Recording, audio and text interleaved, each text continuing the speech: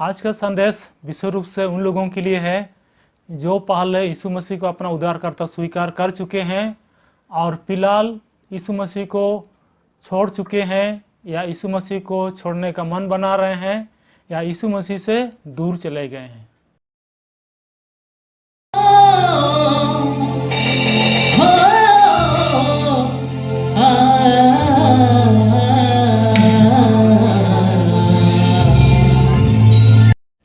Praise the Lord, जय मसीह की। मैं हूं सुनील और आप देख रहे हैं योर लाइफ चैनल।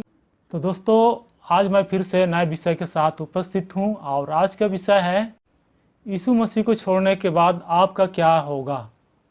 जी हाँ, जब आपने यीशु मसीह को अपना उद्धारकर्ता ग्रहण कर चुके हैं और यीशु मसीह को फिलहाल छोड़ चुके हैं या छोड़ने का तैयारी कर रहे हैं या यीशु से काफ़ी दूर चले गए हैं, तो आपका जीवन में क्या स्थिति होगा, आज इसी विषय में बात करेंगे। और इसको जानने के लिए हम नए नियम से एक वचन को पढ़ेंगे और ये वचन है मत्ती रचित सुसमाचार अध्याय 12 वचन 43 से लेकर के 45 तक। यहाँ पर लिखा हुआ है, जब अशुद्ध आत्मा मनुष्य में से निकल जाती है तो सूखी जगहों में विश्राम ढूंढती फिरती है और पाती नहीं।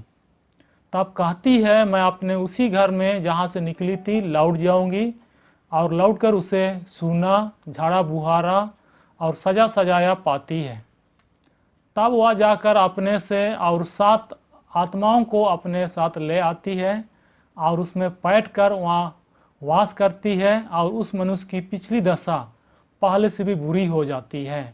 इस युग के बुरे लोगों की दशा भी ऐसी ही होगी।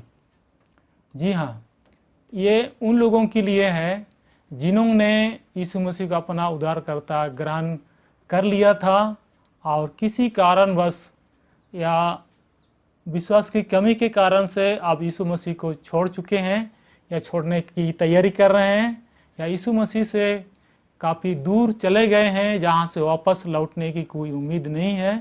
तो ये उन लोगों के लिए विशेष रूप से वचन है। तो अगर आप भी इस प्रकार में किसी एक के अंतर्गत आते हैं तो इस वीडियो का पूरा देखें। जब यीशु मसीह को हम अपना उद्धारकर्ता स्वीकार कर लेते हैं, सच्चे मन से स्वीकार कर लेते हैं, तो हमारे पापों को यीशु मसीह क्षमा कर देते हैं। और जैसे ही हमारे पाप क्षमा होते हैं, हमें पवित्र आत्मा का वरदान भी मिलता है। और जैसे ही हम यीशु मसीह को उद्धारकर्ता ग्रहण करते हैं, स्वीकार करते हैं और पवित्र आत्मा का वरदान मिलता है, तो परमेश्वर हमारी सुरक्षा के लिए स्वर्गदूत को तैनात कर देते हैं, अर्थात हमारे बॉडीगार्ड स्वर्गदूत होते हैं। और बॉडीगार्ड स्वर्गदूत इसलिए होते हैं कि शैतान हमारा कुछ बिगाड़ ना ले, हमारी सुरक्षा के लिए हमेशा रहते हैं। बाइबल में भी आप इसको पढ़ सकते हैं। तो जब तक हम विश्वास में बने रहते तब तक हमारे साथ स्वर्गदूत रहते हैं सुरक्षा के लिए। लेकिन जब हम यीशु मसीह को छोड़ देते हैं या यीशु मसीह से दूर हो जाते हैं, यीशु मसीह को छोड़ना या दूर करना मेरा मतलब है जब हम पाप करने लगते हैं, क्योंकि यीशु मसीह को हम पाप के कारण से ही छोड़ सकते हैं या पाप के कारण से ही उससे दूर हो सकते हैं। तो यीशु मसीह से जब हम दूर हो जाते हैं तो स्वर्गदूत हमारे साथ ही बने रहते हैं, क्योंकि उनको जिम्मा दिया हुआ है कि हमारी सुरक्षा का। लेकिन हमने यीशु मसीह को छोड़ दिए हैं पाप के कारण से, तो हमारे जीवन में शैतान भी प्रवेश करने का प्रयास में रहता है। तो हमारा जो जीवन है, हमारा जो आत्मा है, 2 लोगों के बीच में रहता है और दोनों के बीच में खींचतान होता है। स्वर्गदूत चाहता है कि हमारा जो आत्मा है उसके कब्जे में रहे, और शैतान चाहता है कि जो हमारा आत्मा उसके कब्जे में रहे। और ये इसलिए होता है क्योंकि हम पाप कर लिए हैं, यीशु मसीह से दूर चले गए हैं, और इस कारण से शैतान को मौका मिल जाता है। और दूसरी ओर स्वर्गदूत तो उनको ड्यूटी लगा दिया गया है हमारी सुरक्षा के लिए, वो अपना काम तो करेंगे ही। और इस कारण से जो लोग यीशु मसीह को ग्रहण करके छोड़ चुके हैं उन लोगों की दशा बहुत बुरी होती है। और वचन में हम लोगों ने पढ़ा जब अशुद्ध आत्मा, क्योंकि हम जानते हैं 43 हमने पढ़ा अशुद्ध आत्मा मनुष्य में से निकल जाती है। तो जब हम यीशु मसीह को उद्धारकर्ता ग्रहण नहीं किए रहते हैं तो हमारे अंदर में हमारी जो आत्मा है शैतान कब्जे में होती है।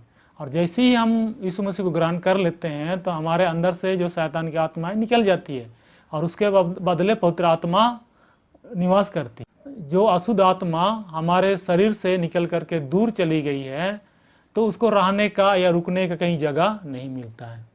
फिर वह कहती है 44 में हमने पढ़ा कि मैं अपने उसी घर में जहाँ से निकली थी लौट जाऊंगी। तो वापस हमारे शरीर में आना चाहती है और देखती है कि हमारा जो शरीर है साफ सुथरा है, सजा सजाया, क्योंकि हमारे अंदर में पवित्र आत्मा है। तो जब आती है अशुद्ध आत्मा तो अपने साथ साथ दो आत्माओं को भी लेकर के आती है, अपने अकेले नहीं आती है, और भी आत्माओं को लेकर के आती है हमारे शरीर में रहने के लिए। और इस कारण से जब हमारे शरीर में काफ़ी सारी दुष्ट आत्माएं वास करेंगी रहेंगी तो हमारी दशा पहले से बहुत बुरी हो जाएगी। अर्थात जब हम विश्वास में थे उस समय से जब विश्वास में नहीं है, विश्वास से हम दूर हो गए, तब की दशा बहुत बुरी हो जाती है। और हम ऐसे ही देखते हैं, लोगों को ऐसे ही देखते हैं, जो लोग एक बार विश्वास में आते हैं और उसके बाद यीशु से दूर चले जाते हैं, उनका जीवन बहुत ही कष्टप्रद होता है, क्योंकि उनका जो जीवन है दो आत्माएं कंट्रोल करती है, नियंत्रण करती है, दोनों के बीच में लड़ाई होती है।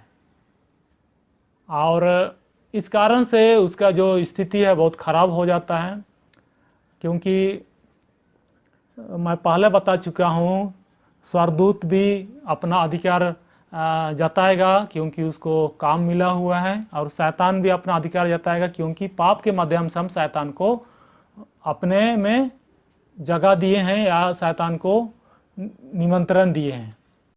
बाइबल हमें बताती है जिस आदमी के हृदय पवित्र आत्मा से भरा हुआ है उसमें दुष्ट आत्माएं प्रवेश नहीं कर सकती है, लेकिन दुष्ट आत्माएं उस आदमी के शरीर में अधिकार जमाने का पूरा प्रयास करेगी, इस ताक में रहेगी कि कब इसके शरीर में हम प्रवेश करें, क्योंकि उसको मनुष्य का शरीर जो पवित्र आत्मा से भरा हुआ है उसको बहुत साफ सुथरा दिखाई देता है।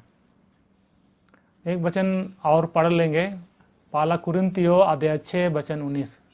क्या तुम नहीं जानते कि तुम्हारी देह पवित्र आत्मा का मंदिर है जो तुम में बसा हुआ है और तुम्हें परमेश्वर की ओर से मिला है और तुम अपने नहीं हो।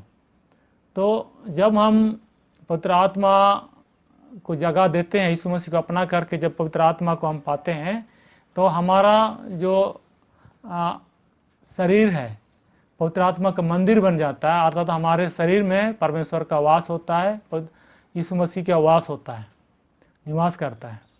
तो इस प्रकार से शैतान भी प्रयास में रहता है, इस प्रकार से शैतान भी प्रयास में रहता है और यीशु मसीह पहले से हमारे शरीर में है। इस कारण से दोनों में युद्ध चलता है और इसी कारण से ऐसी लोगों की दशा बहुत बुरी हो जाती है। तो दोस्तों, इस प्रकार से जब एक बार हम यीशु मसीह को अपना उद्धारकर्ता स्वीकार कर लेते हैं और उसको हम छोड़ देते हैं तो हमारा जो जीवन स्तर है, हमारा जो शारीरिक दशा होगी बहुत खराब होगी। इसलिए आप अगर यीशु मसीह को एक बार ग्रहण कर चुके हैं, उद्धारकर्ता स्वीकार कर चुके हैं, तो आप उसी में बने रहिए, उसको छोड़ने का प्रयास बिल्कुल मत करिए, क्योंकि अगर आप ऐसा करते हैं तो आपके जीवन में कभी शांति नहीं आएगी, आपके जीवन में दुख ही दुख होगी। हाँ, अगर इस समय आप कोई परेशानी में हैं, दुख में हैं, तकलीफ में हैं, तो आप यीशु मसीह से क्षमा प्राप्त करिए और प्रार्थना करिए कि जो भी दुख या तकलीफ आपके जीवन में उसको यीशु मसीह दूर कर दे, क्योंकि यीशु मसीह आपकी प्रार्थना को सुनता है। बशर्ते आप सबसे पहले अपने पापों के लिए क्षमा मांगे, जो भी आपने पाप किए हैं जाने अनजाने में सारे पापों के लिए क्षमा मांगे। उसके बाद उससे प्रार्थना करें कि आपकी क्या समस्या, आप क्या चाहते हैं, आपकी प्रार्थनाओं का उत्तर जरूर से जरूर देंगे। थोड़ा सा समय लग सकता है, आप इंतज़ार करिए, यीशु मसीह आपकी प्रार्थनाओं का उत्तर जरूर देगा। तो दोस्तों, आज की वीडियो से परमेश्वर आपको बहुत से आशीष दे। आमीन।